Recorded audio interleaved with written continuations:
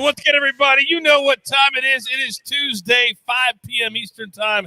That means it's time for our Week 4 NFL Mega Preview right here at the Early Edge. We are powered, as always, by the almighty Sportsline. I, of course, am the coach, and it doesn't matter the sport. It doesn't matter the day. We have you covered, and you guys are coming for it. So, we've got a lot to get to, so we can't waste any more time. Now, last week, 8-3 on the show. For the season here on the show, my guys are 17-7-1, led by the number one NFL capper at Sportsline for the last couple of years, and it hasn't been close. How about RJ White, 10-2, right here on the show? Now, last week, favorites 7-9 against the spread. Home teams 8-8 against the spread. So far, home field has meant nothing. Will that change this week? We're about to find out. But you know, on these shows, this is what we do. Let's pound that like button for the entire hour. I need every single person watching to pound the like button one time. When we get to 100 likes, we'll give away a free year membership to Sportsline. There's no better value in all of sports. We get to 200, and then I have a very special Brady Belichick question for you after we get to 200 likes. So pound it, and let's get started. Let's bring in the stars of the show. You know the names, you know the faces. Right next to me, he's a grinder. Sometimes on the ones and twos, sometimes as a capper, but always entertaining. AB, what's good? Hey, Coach, just living the dream, baby. Excited to be here. That's all we can do. Now, right below him, he is Matty Severance, and I didn't look, Matty, but 3-0 here on the show the first couple of weeks. Come on now. I expected no less. I wish we could say the same. Now, I always save him for last because he is stoic, but inside beats a heart of a lion when it comes to the NFL. RJ White, hello, sir. Hey, how you doing? I'm glad AB got his audio fixed. We were in a meeting earlier, and he showed up sounding like, something demonic over here. It sounded like he was recording like a death metal band. So glad you don't have to put up with that for an hour. It was bad. Yeah, it was bad. Well, you know me, I just wouldn't have put up with it for an hour. That's very easy. Very easy right there. All right. So continue to hit that like button. We're going to get into our picks in a second. But first, guys, every week I pick the 5 biggest games according to me. Because first and foremost, we're fans before we are sports bettors and handicappers. Here's what I think should be the top 5 games of the week according to the fan base. And I want you guys to comment on what game you're most looking forward to. Here it comes. So, Panthers, Cowboys, Cardinals, Rams, Ravens, Broncos, Buccaneers, Patriots, and the Raiders and Chargers, which is on Monday Night Football. Matty Severance, which one of these games are you most looking forward to from a fan perspective? Well, I mean, obviously it's the Bucs Patriots. I'm pretty sure it'll set some TV records and some betting records this week. I mean, I'm not a fan of either. I'm glad the Bucs lost last week, so we're not talking about 17-0 anymore. But it's just going to be incredible. I'm sure the shows on Sunday will do incredible numbers. Yeah, I don't even think you can. I don't think there's another answer this week. Well, Belichick said today that as far as Tom Brady leaving, he said we just weren't as good of an option as the Bucs were. So that might be all we get out of Bill this week. RJ, I know sometimes you don't necessarily take the obvious choice. What do you like? Yeah, everybody from a fan perspective is going to want to see Buccaneers Patriots. That's why they put it on Sunday night. I'm interested in Cardinals Rams, 2-3-0 teams in the same division. Whoever wins this one is going to be the favorite moving forward. I think Cardinals might be a little bit more of a paper tiger with who they played. Rams coming off that awesome win over the Bucs, last year's Super Bowl champion. So they're kind of like the new number 1 power ranking team for a lot of people. So we'll see if they can get it done here against Kyler Murray.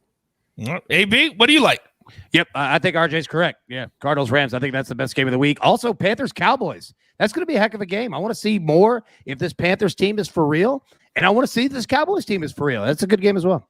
Yeah, no Christian McCaffrey, so they're going to be going forward without their best player for a while. We'll see how that affects them heading into Dallas. Now, what we do here on the show, we scream all the time about how important information is. So we give out our picks for the week. Remember, it's early. It's just Tuesday. Everything can change throughout the week. Then we also dive into every single game and give you information, at least early on, that can help you if you like a different game that maybe we don't give out. So, Matty, let's start with you. What plays are you looking at already here on a Tuesday?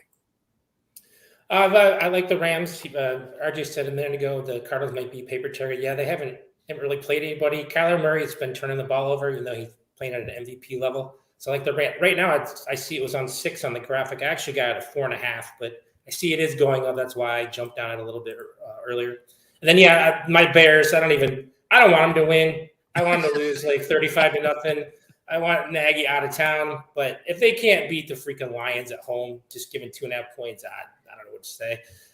If he plays Nick Foles, I am selling my membership to the Bears club. I will join any other team. But I think Fields will play, I'm guessing, and I think the Bears can squeak one out by a field goal. Matt Nagy doing Matt Nagy things, saying all 3 quarterbacks are an option.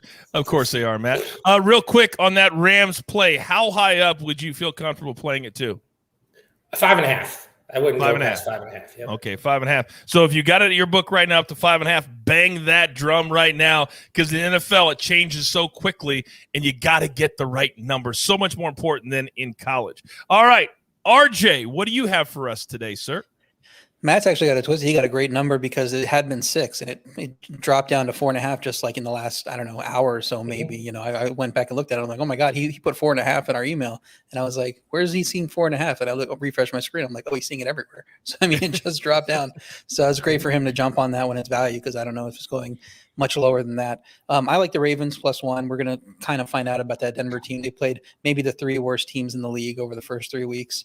So I don't know that they've proven anything. So I like the Ravens getting a point in that game. I know the Ravens are good. So I think even if it's proven that Denver is good, we're going to get a battle here that the Ravens might be able to win. I do like the Giants against the Saints. This is the perfect like inflated Saints number after they had their Jekyll and Hyde good week. Could it be a bad one coming? Giants are not a great team, but it's just the way that Saints offense has looked. They shouldn't be laying 8 against anybody except for maybe, the Jets, or one of these like basement level teams. Like the Falcons +1.5. We're coming off a win. It wasn't an impressive win. It's not that I'm a believer in the Falcons now. It's just that Washington is a road favorite, and Washington is not a good team either. And good teams should not be favored on the road. So it's more about finding value in the Falcons. That's a great teaser leg too. If you can find a team to tease it with, tease the Falcons up through 3-7. One of those teaser teams might be the Packers. They're 6.5. Bring them down to around even, playing a terrible Steelers offense. Can't run, can't throw deep, can't do anything. Defense, we'll see if TJ Watt comes back. But I like them to cover at 6.5. I get it at 6.5 now because I think it'll be at 7, maybe even over 7. And then I also like the Colts Dolphins under 43, just with what we saw from those offenses last week. I don't think they're scoring points. They're plotting. They're going to run the ball a lot. They're not looking to go downfield too much. So it seems like it's going to be a low scoring game to me. All right, I like that too. So 5 plays already from RJ White, and I'll remind you, he has been 10-2 so far on this show. So I would encourage you to tail his plays. Now, if you have any questions on any of these games, we're going to get into every single one quickly, but put them in the comments section. Also, bang the like button. And one thing I always forget to tell you: in order for you to win, you have to follow Sportsline on Twitter and Instagram. One of the two. But you've got to follow us in order for us to be able to go back and find you as well. So leave your Twitter handle wherever you put a best bet. And do you think it's going to be Brady or Belichick? Let us know winning on Sunday night. Now, AB, I know you've got something you're looking at early on a Tuesday. What do you got? Yep. Well, my favorite play is not being on the opposite side of RJ White. So I can assure you on that. That's my favorite one. But no, I like 2 plays here. Chiefs -6.5. Look, I'm not going to play their spreads very often. We all know what their ATS record is. It's horrible. But if you're going to do it, it's this week. And if you could get under 7, that's the way to go. I think with Andy Reid going in the hospital, them losing 2 straight, Andy Reid coming back out, it's kind of a natural locker room. Hey, let's refocus here. Let's kind of come to Jesus here and figure this thing out. And going against Andy Reid's former team in Philadelphia, I think that this is an excellent play, that they are on the jugular from the beginning of the game to the end. Second one, I like the Bucs -6.5. Before it gets to 7, here is why. If you just take the names, emotions, faces, everything out of it, Tampa Bay is a much better team than New England. What does New England do well? The only thing they excel at is their pass secondary, their defense, right? Well, Tom Brady's practiced against these guys for years. It's the same dudes out there, right? So I'm going to take that advantage. Plus, when you look at these games and you talk about emotion, you think, oh, Tom Brady's going to be jacked up. Bill Belichick is going to be fired up. It's not generally those guys. It's the players around them that want to win for them. And I think the Bucs have much better players to do it. And the last part, Gronk's in this game too. Just remind you on that one. Man. And James White is not in this game for the Pats, and he's been one of their most prolific offensive guys. Certainly, we've cashed a lot of props on him. This screams to me that Brady names his score. That's what this screams. If the Saints are going to score 28 on the Pats in Foxboro on Sunday, then what can the Bucs do? What can the Bucs do? And I heard somebody today on one of the shows say that Brady is petty enough to just go in there and score as many points as possible. And I believe that to be true. I believe that Tom Brady. I'll give you one more. Yeah, you're exactly right. He is petty enough to do it. And last year, the Buccaneers, after 5 losses, they covered the spread in all 5 of them after that. The game after. Wow. Well, you know when Tom Brady gets ticked off that you don't want to be the next one in his line of sights, and that is the Patriots Sunday night. The whole nation's going to be watching, and I can't wait. And, of course, we'll be live at 7 o'clock Eastern time Sunday night for a full hour, counting down to what's going to be easily the most anticipated matchup of the entire NFL season. All right, let's jump into every single game. Now, there are 16, so we go through them fast. Grab your paper, pencil, take all the information to help you get an edge early in the week. So, and continue to smash that like button. Let's start with the Jaguars and the Bengals. And RJ, just because you got the best record, you've got to start with this game, pal. Now, the Jaguars are getting 7.5 on the road against a Cincinnati team that looked really solid last week, beating Pittsburgh in the Steel City. The total sitting at 45.5. RJ, your take. I was looking forward to breaking this game down with our guy, Mike McClure. He showed up into the stream. He took one look at the Thursday night game. He said, I'm out. I might be back later, but I can't do the beginning of this stream with this game. So guess I got to roll this one on my own, and I hope to see him later. But the Jacksonville defense actually played well versus Arizona, particularly in the first half. Jacksonville offense ultimately done in by fumbles, but they're getting better week by week. We know Trevor Lawrence is probably going to be a good quarterback at some point. I still have no confidence playing Jacksonville. I would lean that way. That looks like where the value is. Cincy beating Pittsburgh on the road is a big deal in that rivalry, but it's not really a quality win considering how Pittsburgh's looked. My ratings say the line's right. I could not lay this many points with Cincinnati at this point. They need to prove a little bit more. So my lean would be to Jacksonville, but I am not in no hurry to play Jacksonville. We'll see if I feel better Thursday. Oh, my God. I think by Thursday you might be having more stuff up in the chest that you might want to feel than playing Jacksonville on Thursday. Maddie, how much emphasis are we putting on Cincinnati winning on the road with emphasis against the Steelers? First off, McClure's doing his hair. That's what the problem is, so that's okay. Yeah, that was Burrow's first road win. But the Bengals only won one of their past 8 against teams with losing records. I'm kind of with RJ here. I'm probably leaning toward the Jaguars. I think this game's only going to go a little bit up. I do regret trading Jamar Chase in my fantasy dynasty league, though. That guy looks like a stud all of a sudden. Couldn't catch a ball in the preseason. Now he's touchdowns every game. He's now the second for offensive rookie of the year as well. So my latest trajectory here, like I said, this will be one I'm going to play Thursday afternoon if I just get the right itch for it. But right now, I don't have a big lean on it. Okay, very good. All right, but we're leaning the Jags consensus. All right, let's move on. Matt, are you going to start us with this discussion? Washington -1.5. They have not looked the part through the first 3 weeks. Their defense is not as difficult to score on as we thought it was going to be. Buffalo completely exposed them in Buffalo last week. Now they traveled to Atlanta, and Atlanta's the underdog at home. The total sitting at 48. Maddie, what do you think about this? What I think is the Falcons should trade Matt Ryan to Washington because they need a quarterback. Taylor Heinicke's not the answer. That's not going to happen because of his salary. But Chase Young, I mean, so dominant last season, and defensive rookie year doesn't even have a sack. So I don't know what's wrong with that team. Ron Rivera's kind of stars going down a little bit. What is you all right over there? You okay over there? All right. You got a lot going on in your life right now, man. Opening cake or something. I don't know what's going on. As far as this, well, I'll say this. I'll jump in while he's in a bomb threat. Apparently, they've given up 390 plus yards in 3 straight games, right? And they're not getting after the opposing quarterbacks. I don't trust Washington at all. I like Atlanta in this situation. I think RJ's correct. I like Atlanta here. Okay, so yeah, Heinicke had 139 passing yards minus that long Gibson catch and run, and you don't give Heinicke credit for that. It was a little screen that got taken all the way. Washington D also not playing well, like Matt was saying. In fact, they're even with Atlanta in yards per play allowed, and we know Atlanta's defense is not good. So Atlanta didn't do anything to impress against the Giants. They shouldn't be home dogs against what's been a bad team. So typically you want to fade these bad teams coming off wins like Atlanta, but they're just not getting any credit for it in this number. That's why I like Atlanta.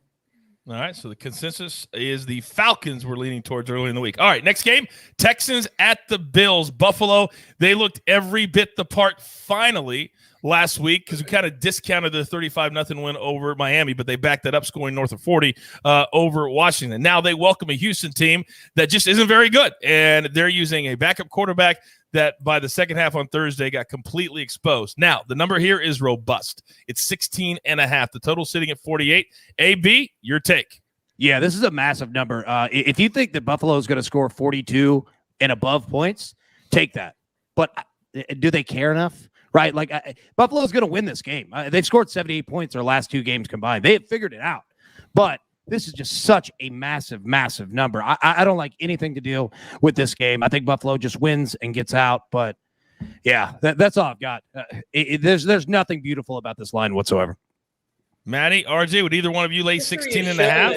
NFL teams getting more than 14 points usually cover. So I would have to – I mean, the Texans have played pretty well. I mean, everyone was kind of mocking the David Culley hire, but they played pretty well. You know, obviously Davis Mills isn't going to do much against this Buffalo defense, but I'm always going to take that many points. So he should be better with an extended week to prepare, but that Buffalo D has been very good. They're one of the top units in the league so far. Offense looks to be back on track. You said if you think they're going to score 42, go ahead and lay the points. I think just play the all team total in that case. I still don't want to lay that many points. So complete stay away from me on this line and the total.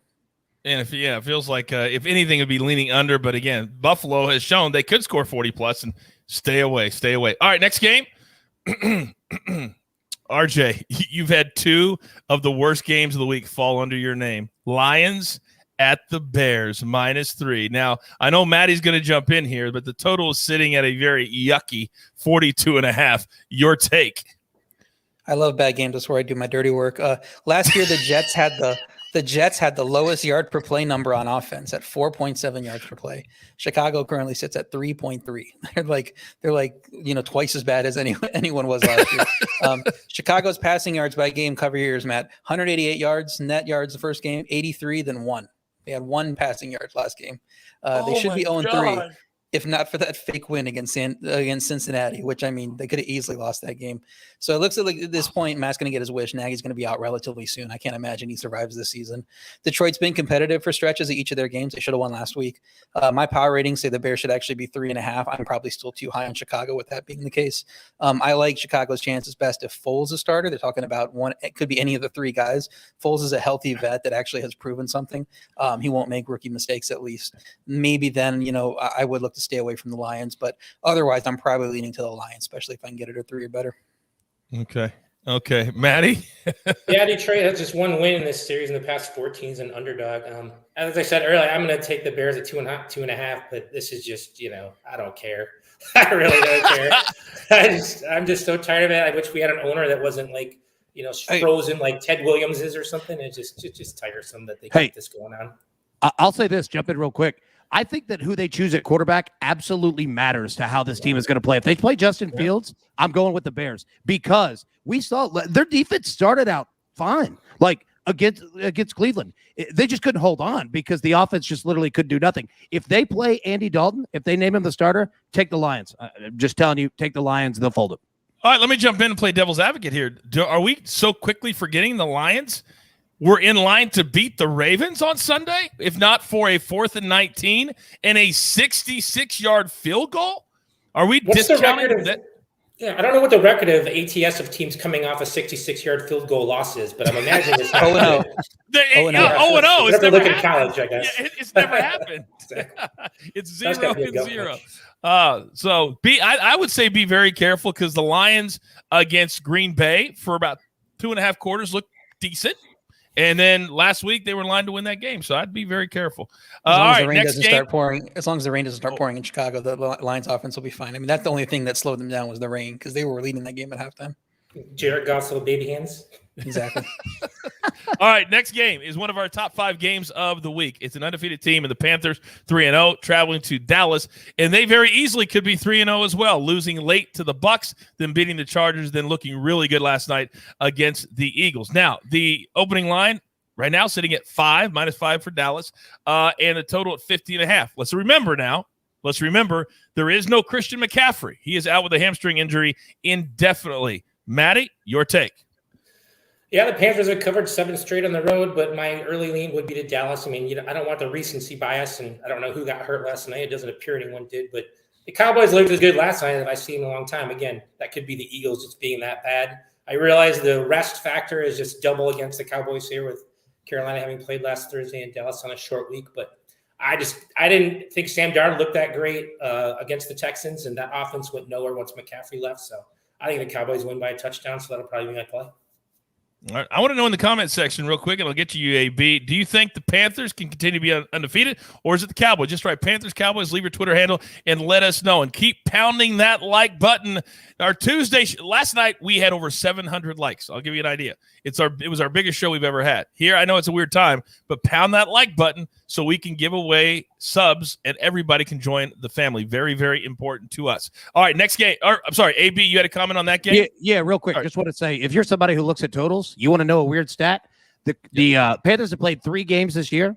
All 3 games have ended exactly at 33 points. All 3 of them. Really? Yep, all 3 of them. I didn't know that. So if they go 4, then means we pound the under. Pound the under. Yep. Oh, I love you, AB. All right, moving on to our next game. This is a matchup of AFC teams that looked very pedestrian this past week. Colts at the Dolphins, -1.5 on the Miami side. The total sitting at 43. AB, your take? Yep, I've watched this game twice all the way through now, and I'll tell you this. Carson Wentz has serious issues in terms of his ankles. He was a statue. The Titans, I haven't seen the Titans bull rush in 5 or 6 years, seriously, and they were getting after him, and if you brought any pressure whatsoever, Carson Wentz would legitimately fall down or throw it down and take the penalty. If he's playing, check on that health. Make sure that you understand where he's at, because if he's anything like he was last week, take the Dolphins all day long. The guy can't move. He cannot move, and they abandoned the run game as well. So pay attention to that.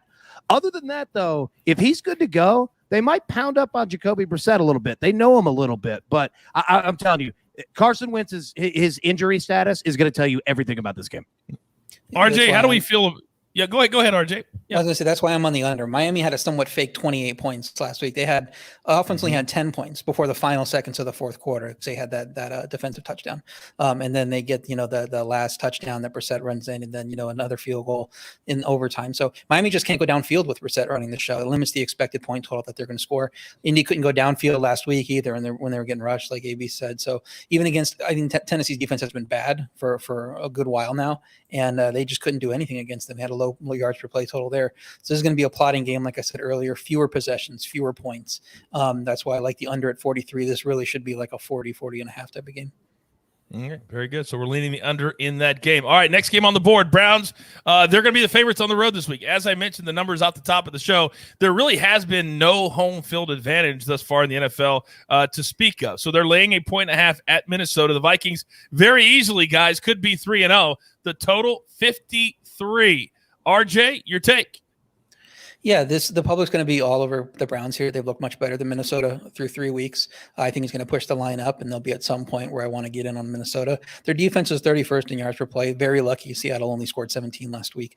Also 28th in yards per rush. Good luck taking that against Cleveland. And that Cleveland D was phenomenal last week. But how much of that was Chicago's offense being terrible? I do think the Cleveland's a better team. I set all that up. If this was a neutral field, I'd like the Browns. If you made it, whatever this line would be on a neutral 4 or 5. Minnesota's home field advantage matters, though. I look to play them. If you're going to push it to 3 eventually, I'm backing Minnesota in that home field advantage. Maddie, What do you make of this game? Yeah, they're 7-1. Their past 8 is home dogs, and honestly, this will be one I'm going to wait on Dalvin Cook. I realize they won without him last week, but I think he's that important. So if he plays, and especially RJ said, if they get you to 3, I'll definitely be on Minnesota too. All right. AB? Yep. Kirk Cousins hasn't thrown an interception in 200 straight pass attempts. They don't turn the ball over. They don't kill themselves. I think RJ's right. You wait till this number gets up. Take the Vikings here. Yeah, Kirk Cousins, for some reason, he is one of those athletes I just can't get behind betting on. He just breaks my heart too many times, and they miss a field goal. And if you had him on the money line, or you had the Vikings drive me bananas. They should have beat Cincinnati, all that good stuff. All right, we have hit 100 likes. I need to get to 200, and then we got to get to the Brady Belichick bonus after the 200. So I'm going to give out a winner very soon, but let's get to 200 likes. Pound that like button. So we're leaning towards the Vikings if it can get up above where it's at right now at 1.5. Okay, next game, Giants and the Saints. Now, these are two teams, it feels like, going in opposite directions. The Giants kind of been stuttering. The Saints have looked good 2 out of their 3 games. But which is the real Saints team? The number right now is sitting at 7.5. That hook just like a blinking red light. The total 43.5. Matty, your take. Yeah, I think the offensive lines will be a story in this one. The Giants might have to use their 4th left guard of the season already. They've had 2 go. A third guy went out last week. Saints just lost their Pro Bowl left tackle, though, so this feels like it could be a defensive battle. So I would probably lean the under. Of course, why would you ever want to bet the over on anything Joe Judge or Daniel Jones do? But the Giants are 10-1 in their past 11 as dogs, so they've been a great road bet. And the spread seems a little high, but I'm kind of leaning the under here. Yeah, I got a best bet on this one with the Giants. New Orleans continued their Jekyll and Hyde season. Looked excellent in a road win versus the Patriots. Giants looked awful against a bad Atlanta team. Combine those two things, the line's been inflated some on their true value of these two teams. New Orleans offense still didn't look great in the win. Passing game's been pretty bad. I mean, they had like 120-something yards passing. And it's going to be a week of distractions for New Orleans. They've been on the road for a month. They're finally returning home. So you're like, oh, it's their first home game. I'm going to be looking to play them here. But it's going to be tough for them. They got so much stuff to straighten out. They got to practice. They got to prepare coming off that big win. And I don't know if their head's going to be in this preparation in this game that they should win. It's like I said last week against Baltimore is a bad spot for Baltimore. Coming off a game, huge win for them. Going into Detroit, it was definitely going to be a sleepy spot. I think this is a tough spot for the Saints. I mean, Giants, they're not a good team. I'm not going to argue that they're a good team. They could be 2-1. They lost 2 games at the buzzer, on literally last second field goals with the clock at 0. So it seems like there's value. But if you think the Saints are an average team, maybe it's slightly better, maybe slightly worse, I think there's value going with the Giants in this spot.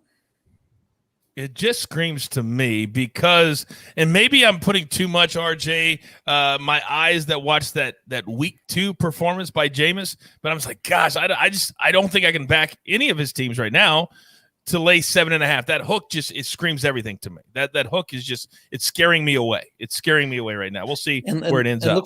Look for 8 because there's 8s in the market too. We have 7.5 on the show now. I think I did see 8 at Caesars. So you should be able to get 8. You might even be able to get higher because nobody's going to want to play the Giants. So later in the week, you might get better than this even. Yeah, there's a 9 offshore. Oh. There you go. Wait, who has an offshore account, Matt? Who does that? I wouldn't know what that means. Yeah, I wouldn't know that is it. Go ahead, AB. Yeah, I was going to say to RJ's point, Jameis Winston hasn't thrown over 150 passing yards yet this season. So be careful there. There's some issues still here with this offense. He made NFL history. He was the first quarterback ever to throw for 5 touchdowns and not go over 150 yards passing. That was week 1. That's week 1. Crazy. All right, next game. Titans on the road. Again, this is a very sexy number this week. There's a lot of 7 and the hook. At the Jets, the total sitting at 46. We know Zach Wilson has really, really struggled through the first 3 weeks. All the rookie quarterbacks have really struggled. The Titans seem to be riding the ship. They win in Seattle, then they back it up, cover the spread this past Sunday against the Colts. Can they make it 3 straight covering the spread? AB, your take.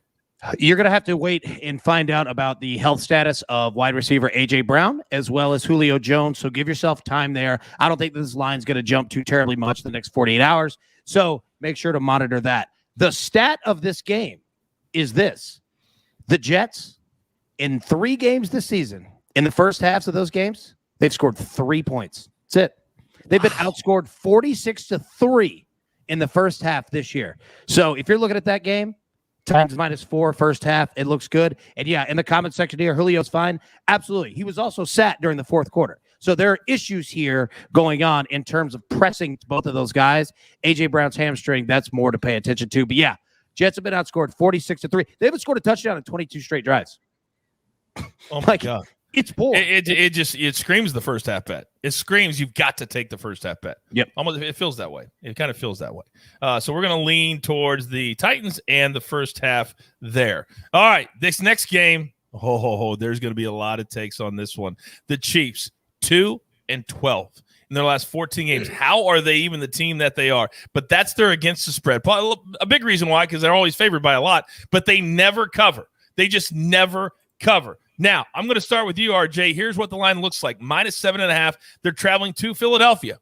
Take on an Eagles team that just looked a mess last night in Dallas. The total sitting at 54.5. Your take. The good news is the market's learned its lesson now, and the Chiefs definitely aren't huge favorites on the road in a spot against a team that they're not familiar with. So good job there, market. You did it well. You got to lean to the Eagles here. KC's giving up a league worst 7 yards per play. Part of that's the competition. They played some good teams. That D's been bad, apart from a few star players. Philly's offense has actually been pretty good, 6.5 yards per play, just behind KC. I mean, it's like 1.1 yard per play behind them. And Hurts could have a nice game against a D that just gave up 100 plus yards and 2 rushing touchdowns to Lamar Jackson a couple weeks ago. So he could confound them with his mobility there. I'm not sure Philly is slowing down Kansas City, even if Brandon Graham was healthy. So key here is going to be scoring points. But that's what we said, last week with Joey Bosa. Like, he wasn't sure if he was going to play.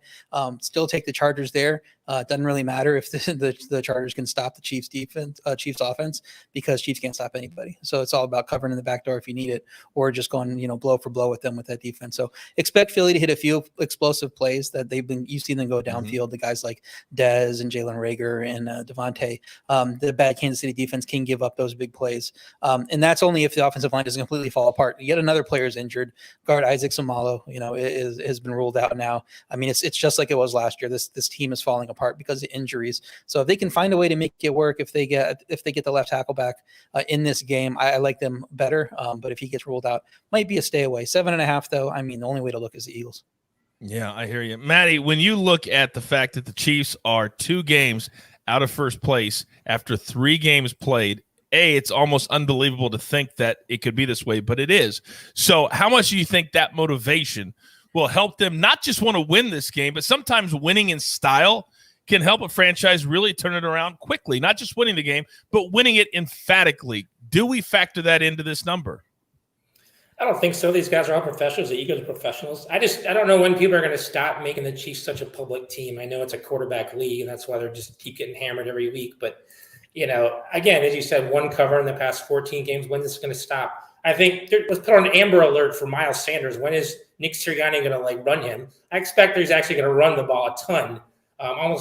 He has to at this point after being embarrassed against Dallas. So I think they're going to be able to run the ball fairly well against that suspect Chiefs defense and keep it within a touchdown. So I like the Eagles as well.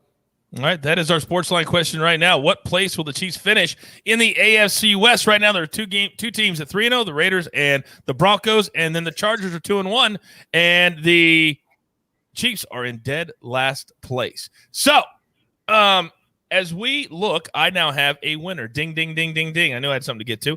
Here is our latest winner of a year-long membership to Sportsline. Welcome to the family at JSibe804. At JSibe804, my man Johnny will reach out to you on social media, give you all the details. We want to keep pounding that like button. Let's get to 200. Then I'm going to do another special giveaway that has nothing to do with the like button. But we got to get to 200 before we do that. Always remember to leave your Twitter handle in any comment that you make or anything you put on YouTube so we can get a hold of you, and also follow Sportsline as well. All right, moving on. Another game that everybody is going to be looking at this week, and that is the Cardinals, undefeated 3-0, at the Rams, undefeated 3-0, -6. The Rams, of course, coming off that big, I would say, dominating win over the Bucs on Sunday. The total sitting at 54.5. Matty, you start the discussion this time. As I said earlier, I got this at 4.5. I love it there. I think 6 is a half point too high. I don't think you have to worry about a little bit of a letdown game for the Rams. This is for first place in the division. Matthew Stafford looks like an MVP candidate. They've won 8 straight in this series by an average margin of 20 points. I know Kyler Murray's only been around for a few of those, but sometimes a team just has the other team's number. And, I like the Rams here. Hey, B, what do you make of this? I'll say this.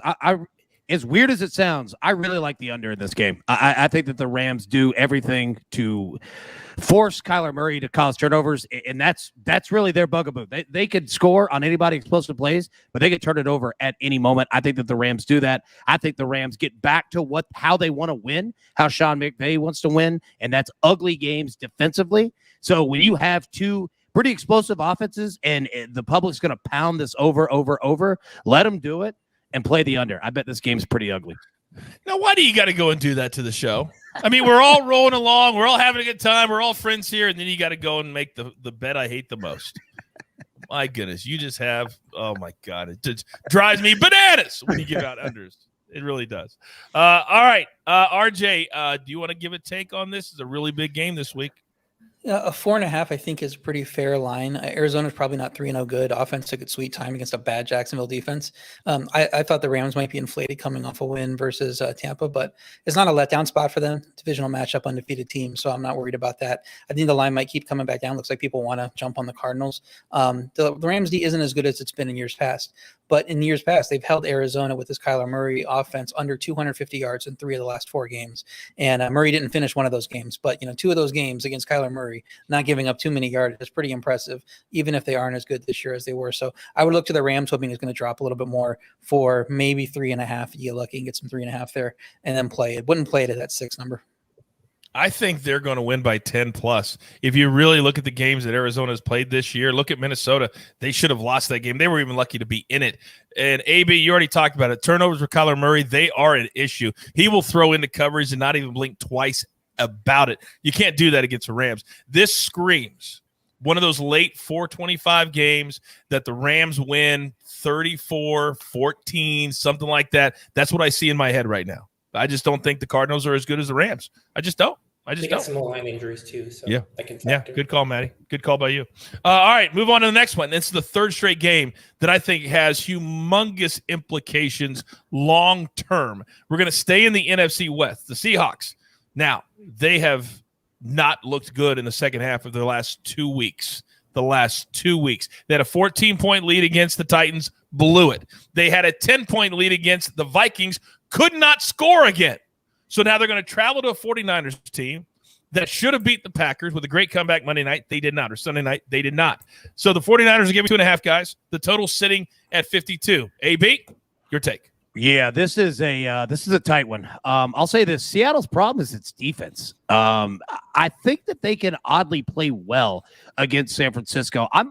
I'm leaning towards Seattle plus 2.5 here. I can't see them losing 3 straight. I know what San Francisco did, making that comeback against Green Bay, but I still don't think San Francisco is all that good.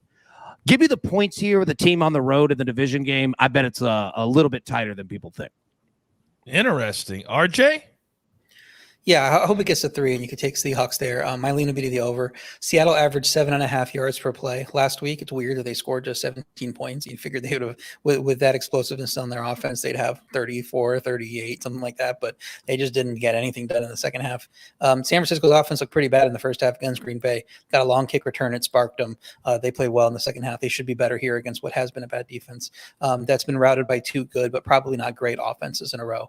So I like this game to go over. But yeah, Seahawks coming off a loss. I liked them last week. It didn't pan out. I would go back to it here, especially if it gets to 3, because I don't think there's that much of a difference between these teams. And the 49ers don't get a good home field advantage. I have them as 1.5 points of home field advantage in my when I do my power rating. So at this line, you would have to think the Niners are 1 point better than the Seahawks. And I mean, kind of a toss up for me, which of these teams is better right now. Well, this is going to be a lot of fun. The late window on Sunday, Rams, Niners, it's going to be a lot of fun all throughout the day on Sunday. All right, let's move on to the next game. And then there's just a lot of really good games this week that have long-term repercussions. This next one is absolutely one of those. The Ravens, somehow they escaped against the Lions. Somehow they came back from being down 11 to the Chiefs and won that game as well. They did not win week 1. They could very easily be 0-3. 1-2. Instead, they're 2-1. So they travel to Denver, the Mile High City, and the Broncos have won the games they're supposed to win. 3 bad teams, 3 big wins. So the Broncos are just a 1.5 point favorite, total sitting at 44. Guys, if they want to win the AFC West, these are the games they have to win. RJ, your take.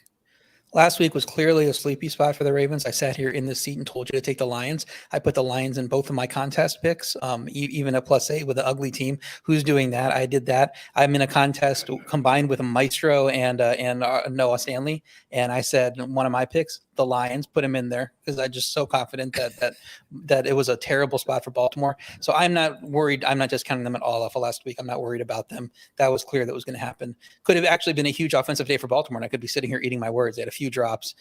Defense dominated in the first half. So, I mean, it really could have been a blowout, and I'd be looking dumb at this point. But Denver's looked incredible, and they've played, the 3 worst teams in the league maybe. It depends on how you evaluate a few others. But, you don't get any credit for beating those teams. They haven't been tested against a mobile quarterback quarterback either in a while. A lot of the quarterbacks they play just don't run for a ton of yards. They haven't faced the Kyler Murrays and Lamar Jacksons of the world. It's going to be a culture shock, I think, getting on that field with Lamar Jackson. You just cannot prep for a guy like that. So we don't really know how good Denver is. This line tells you they're very good at one point against a team that I think is good and everybody would agree is good.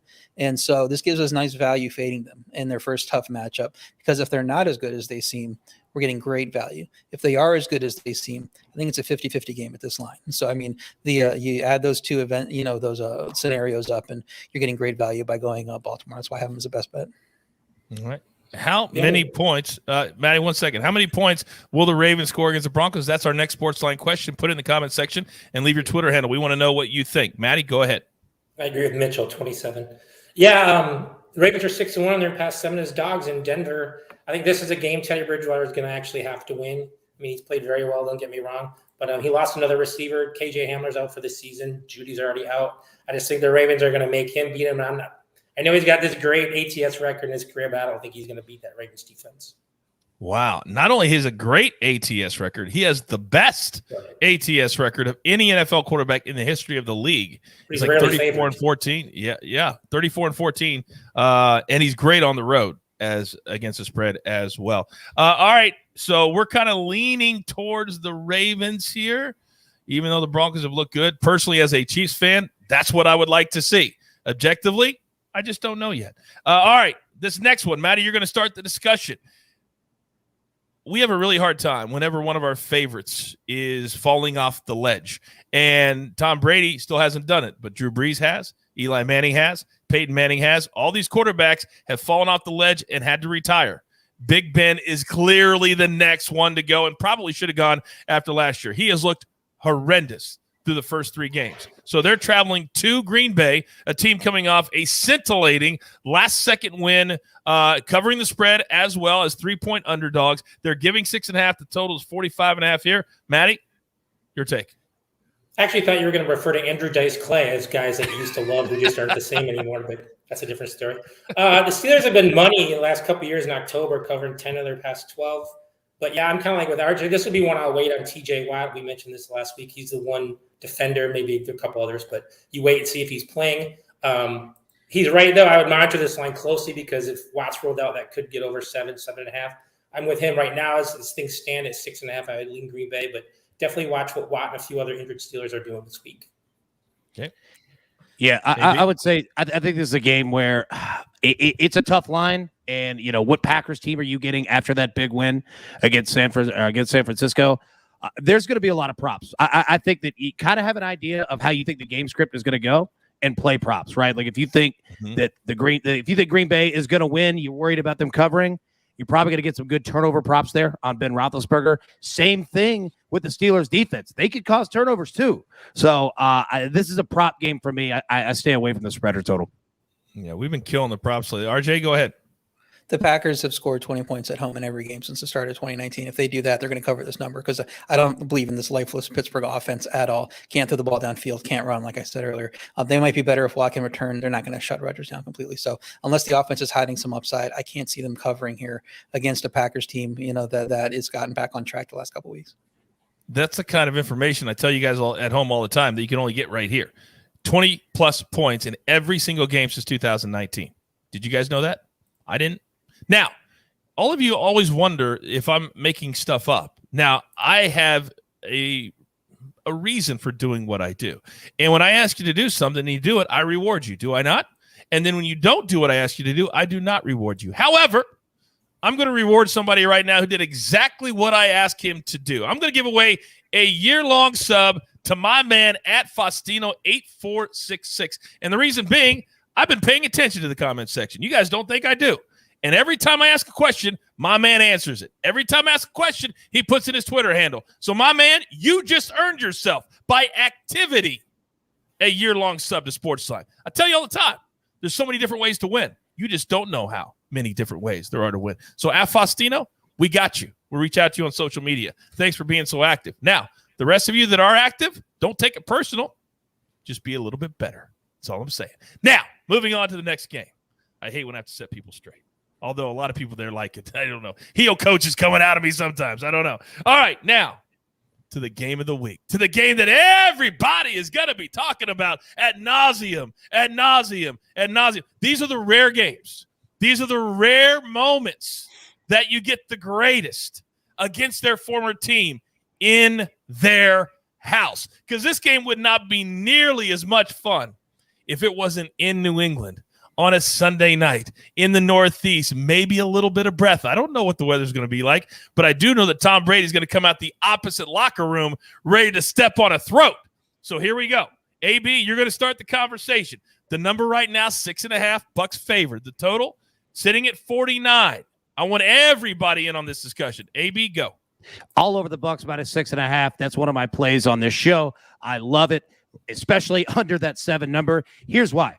Take all the emotion, the faces, the jerseys, everything away from this game. The Bucks are a much better team than New England is. What does New England do? What do they excel at? Their pass defense. Tom Brady's practiced against these guys. He knows these guys. He knows exactly what he's doing. And again, in these types of games, it's not usually the player popping up with all the emotion that excels, i.e. Tom Brady. He'll do fine, trust me, but it's his teammates around him, right? They surround him and say, let's win this for Tom. He brought us a Super Bowl last year. It's important to him. Let's do it. Also remember, Gronk is in this game too. It's a rematch game for him. He's the one that won it out of New England even more than Tom Brady did. Plus, the Bucks, 5 games last year that they lost. The next game, they covered all 5 of them against the spread. And the last stat is this. The last 14 games that the New England Patriots have played against a team with a winning record, just a winning record, they've only covered 4 of them. Oh, my goodness. Now, you used an interesting word right there. You said popping up. Speaking of popping up, look who just popped up on the show. Our resident rock star, our DFS guru. He's so busy that he's the only guy that I've given complete carte blanche to show up whenever he wants. And that's a true story. M Squared, you came in right in the middle of the conversation. Bucks and the Patriots. I'm going to let you go next, sir. Oh, it's going to be fun. It's definitely a spot where they're here in prime time. I'm going to lean towards the Buccaneers minus 6.5. If I like the Patriots, I really wish that they didn't suffer the injury with White at running back. I think if they could pick a game that they need him in the backfield to catch passes for Mac Jones, it's probably this game. Like if you ask them, like, okay, you must sit him for one game this season, this is probably the last one that they would want to sit him for. So I also think that Bucks coming off a loss. I need to see the status on Antonio Brown. I assume he's going to be able to play. If he is, I think that they go in there, and I think that this is the one spot where Brady will try to run up the score a little bit. So I just don't know that I think the Patriots team is going to be able to score enough points to keep up with them. Yep. Matty? Yeah, I could see Brady going Steve Spurrier for sure. Does anyone remember that Antonio Brown actually played for the Patriots for like 30 seconds? Yeah, for a homecoming game for him too. But I don't know what. Remember, the Bucs have failed to cover their past 6 primetime games. I don't really put a lot of salt in that, but it's just an odd number. But I agree. I expect Brady will name the score, and I fully expect them to win. RJ, AB was talking about to the Bucks playing for Brady. Rah, got to get Brady this win. Patriots players are playing for a paycheck. You lose this game, Belichick might be like, yeah, you're done. Go. You make a mistake in this game, you put the ball on the ground, you're playing for your job here. New England was 7-point dogs twice at home last year. They didn't cover against Buffalo in late December. Buffalo was at the peak of their powers there, and they beat Baltimore in November. Before that, last time they were 6-point dogs at home was 2001. It just never happens. And that's, of course, because of Tom Brady, also because of Bill Belichick, best coach in the history of football. New England defense actually had a great game against New Orleans, despite the final score. Just 252 yards allowed, 4.1 yards allowed per play. I'm not sure Brady's just going to come in and tear up this defense, especially versus a coach that knows him best and can scheme up. And with some defensive players that can win one-on-one battles, you're not going to find a more motivated defense than New England against their longtime star quarterback. So the motivation is going to be there on that side. Tampa Bay's defense has been really banged up in the secondary. They've been talking about bringing in Richard Sherman off the street. And if that happens, if that's going to happen, that tells you you're not confident in the cornerbacks you have in the room right now. So not a great matchup for Mac Jones. At least he's at home. He looked bad last week against a team with 2 star corners. Not playing that team this week. It's going to make things easier for him, in this matchup. Wait until this gets to 7. Jump on the Pats. They shouldn't be this big of favorites, this big of underdogs at home with the Bill Belichick on their sideline. He might coach, talk about the college versus a pro team approach. You give Bill Belichick a college team, I wouldn't spot him 7 points on anyone. That guy's just so good. Wait a second. let's stop the show right here and right now. Because you smell that? Do you smell that? Oh, I smell a sports line showdown bet. Now, we all walk into these bets with RJ with trepidation because we understand how great he is. However, I am willing to challenge you right here, right now, live on the show. I will take the Bucs and I'll give you the 7. And you take the Patriots and take the 7 for our normal Sportsline Showdown $100 bet. Are you in or are you out? Absolutely. Give me 7. Boom! Let's go! Let's go! Let's go! Boom! I love that so much. Plus, I got to get some money back. I lost to Mikey on Sunday. Stupid 49ers. Oh, I like it. Me and RJ. You might call me stupid. I call me courageous. That's what I call me. I love it. Boom, boom, boom, boom. Now I just got to figure out how to win by 7.5. All right, now moving on to the last game of the week. Damn, that's fun. Monday Night Football, another really important matchup. So many good games this week. Raiders, Chargers. Raiders undefeated. Derek Carr has looked solid. They won 2 very, very close games and then looked really good beating Pittsburgh in the Steel City. The Chargers, however, are favored, -3.5. The total sitting at 52.5. Mikey, since you just got here, I'll let you have your take first. Yeah, this one's tough for me. I'm going to lean with the home team here. It's a lot like this Dallas game in the last we saw last night. I have this number closer to 5.5. I think that with the hook here, they're encouraging and looking for some action on Las Vegas at +3.5. You mentioned they're undefeated. They easily could have lost 2 of those games. Very, very easily could have lost them. They tried to lose them. I think that this is a little bit of a letdown spot for them. I like this Chargers team. I like the way that they're using Austin Eckler again. I really like the emergence of Mike Williams. I think Herbert's the real deal. I think this game's going to be incredibly high scoring. I think that the Chargers defense has shown the ability to be good at certain times, but I do think they're going to let up points. But ultimately, I think the Chargers have better weapons here that I can rely on. Outside of Henry Ruggs getting loose a few times, I think that they're going to keep Waller in check just enough that I'm going to take the home team here. As again, it's just like last night. I think this line should be closer to 5. Interesting. AB, your thoughts? Yeah, I think Gibbs squared is spot on here. You've got 2 really good quarterbacks. What I look for is which defense can make some big plays against those quarterbacks. I'm going to take the Chargers in that one. I'll take the points. I like the Chargers in this. I think it's a good kind of letdown spot for Las Vegas. They're due for it, and that's nothing negative against them. They're a good football team, but they're just due for one of those games. I think this is the one to do it. Not to mention, and Coach, you're a West Coast guy. You want to talk about hatred between 2 fan bases. These are 2 fan bases that hate each other. So it's going to be exciting both in the stands and on the field. I'm excited to watch it. It's going to be good. By the way, I love it when you pull, what I call it when you pull a Stephen A. You just pulled a Stephen A on us. I love when you do that. When you go, hey, Raiders, they haven't been playing good. Hey, it's not to say they can't, though. They've got a good team. But I call it pulling a Stephen A. When you want to compliment somebody and then just bury them on the back end. He does that all the time on First Take. It's okay. I did First Take 50 times. RJ, your thoughts on Monday Night Football? Yeah, when Mike said he's back in the home team, I was waiting for him to reveal which team he's talking about because, I mean, Chargers fans got to come up from San Diego, and you're looking at the Raiders fans. I mean, that thing's going to be packed in silver and black. Yeah. Now that should affect this line. This line's probably a little high. Chargers are typically overvalued at home because of that. But I can't play them. Vegas could actually be 0-3. You talked about could be 1-2. I mean, they were behind in that Pittsburgh game and couldn't do anything until TJ Watt goes out, and then all of a sudden they can move the ball.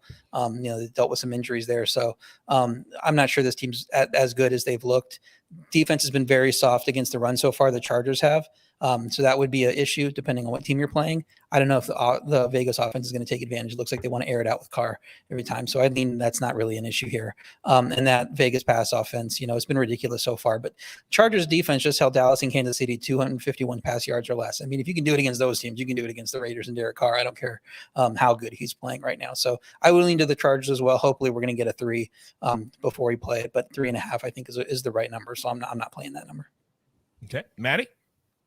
Yeah, Chargers 6-1 and ATS in their past 7. I know RJ and Mike both picked Dallas a couple weeks ago, and if you watch that game, the Chargers should have beaten them fairly soundly. It's like every time they scored a touchdown, there was a penalty. It was getting really frustrating. In fact, they lead the NFL in penalties by far.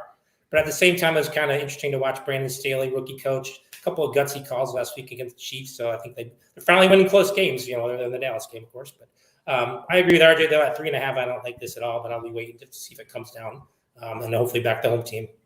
Quickly, though, I've heard a couple of guys think that it's going to be a shootout. So what about the total, 52.5, quickly? This looks like a 34-31 final yeah, for sure. So I think we lean towards the over here as a show, based off everything I'm hearing from you guys. Well, I'll say this. The stat that we've been trending, that we've been trending all year in these divisional games. There's been 12 NFL divisional games so far. When the road team covers, in all 5 of them, the under hit. When the home team covers in 7 of them, the over's hitting 5 of them. So, yeah. So if we think the Chargers are going to cover, then we should lean to the over. Okay. That was a great full screen this morning on the show. By the way, if you don't watch the morning show, that's the kind of stuff that you're missing. Hey, I can only lead you to the water. Can't help you drink. Come on. Now, we have reached the end of our show, so I need to ask M Squared real quick. Do you have any official plays that you want to give out today on the show? Nothing official, but I can tell you I'm also leaning on Dallas. I'm looking to see, I don't know if we're going to get any more line movement there, but I'm really, really, really impressed with this Dallas team. I think that this is a vulnerable spot for the Panthers. They really want Christian McCaffrey obviously out there for this. They've also had some injuries on the defensive side of the ball in that Texans game. I think it's a potential letdown spot for them. And I don't think they want to try and get in a shootout with Dallas because I think that offense is just simply too good. So I do like that one. I wish that I could even get it at 4.5 as opposed to 5, frankly. I know it doesn't seem like a key number, but it's not a super insignificant number. So I do like it. I'm leaning that way. I will most likely end up playing it. I will for sure end up with it in a teaser of some sort because I do believe Dallas will win another game on their home field here. You think 5 isn't a significant number? Then you play the Jets at 4.5 in week 1 against these Panthers, and then they lose by 5. So it turns out like anytime it's around that number, it seems to be pretty significant to me. Real quick, Johnny, let's pull up the full screen of our official picks given out here on the show today, and then I'll have the guys have their final 30-second take before we say goodbye. So RJ White, he gave out 5 today. Ravens +1, the Giants +8, Falcons +1.5, Packers -6.5 at home against the Steelers, and then the Colts Dolphins under. Then Matty Severance, 2 plays so far. Bears -2.5 against the Lions at home, and then Bears are at home. My apologies. Rams -4.5. They're at home against the Cardinals, and then AB 2 official plays. The Chiefs, get on them now. We only feel like this number is going to go up, even though their against the spread record is horrendous. And then the Bucs on the road Sunday night laying the 6.5. Again, we believe this will go up too. So get it in early. All right, we like to end every single show with having every one of my guys and or gals giving their final take on what they're looking forward to the most in the next few days. So RJ, let's just go right around. Your 30 seconds starts now. Be very, very careful with teasers this week. I know there's several teams here that look like they're playing bad teams, and you're going to want to tease them. But I was going through these, and I was finding reasons to like these ugly teams like the Jets and the Jaguars more than the teams that they're playing. So you're going to tease some of these games. You're going to wonder how like the Titans lost outright to a terrible team. So, I mean, it's going to happen when you're teasing all these bad teams and going against them in one place. One of these weeks, somebody's going to hit. So be very careful with your teasers this week. Matty?